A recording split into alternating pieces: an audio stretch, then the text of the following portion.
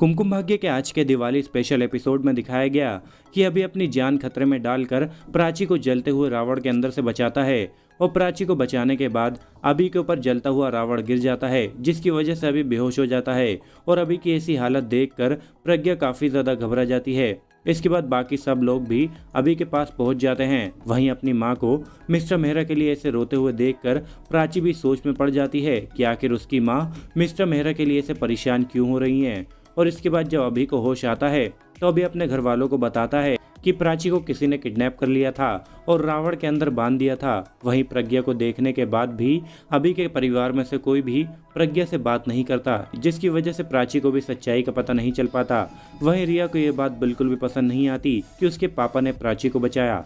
इन सब के बाद प्रज्ञा प्राची के साथ अपने घर पर वापस आ जाती है। वहीं आलिया प्लान बना लेती है कि अब वो प्रज्ञा को अभी की जिंदगी से हटाने के लिए मीरा को अभी के करीब लाएगी और अभी की शादी मीरा से करवाएगी।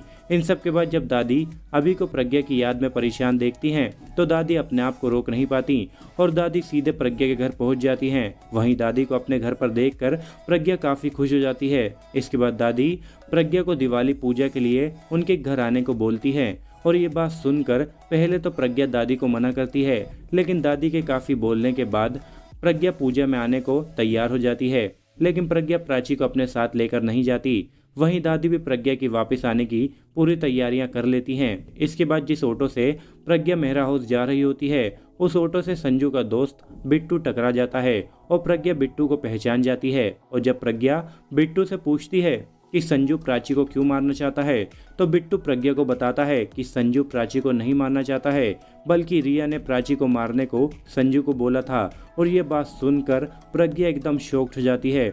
इसके बाद प्राची और प्रज्ञा दोनों अलग अलग टाइम पर मेहरा हाउस में पहुंच जाते हैं और प्रज्ञा को देखकर अभी काफी ज्यादा खुश हो जाता है। जिसके बाद प्रज्ञा अभी को बताती है कि उसे दादी ने बुलाया था। वहीं मिताली को भी बलजीत दादी बता देती हैं कि उन्होंने प्रज्ञा को घर वापस बुलाया है और आज वो प्रज्ञा का गृह प्रवेश करेंगी।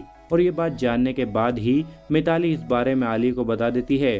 तो ये बात सुनकर आलिया के तो होश उड़ जाते हैं और आलिया सोच लेती है कि वो किसी भी हाल में प्रज्ञा को घर में वापस आने नहीं देगी। इसके बाद बलजीत दादी घर वालों के खिलाफ जाकर प्रज्ञा का गृह प्रवेश करवाती हैं और अभी प्रज्ञा का पूरा साथ देता है। वहीं ये सब देखकर मिताली और आलिया तो गुस्से से लाल हो जाते हैं, लेकिन वो चाहकर भी कुछ कर नहीं पाते। और जब प्रज्ञा का गृह प्रवेश हो रहा होता है तो उस वक्त ना तो प्राची वहां पर होती है और ना ही रिया वहां पर होती है, इसलिए उन्हें इन सब बारे में कुछ पता नहीं चल पाता।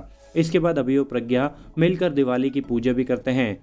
अब देखना तो ये इंटरेस्टिंग होगा कि क्या दादी प्रज्ञा को अभी के साथ रहने के लिए राजी कर पाएगी या नहीं।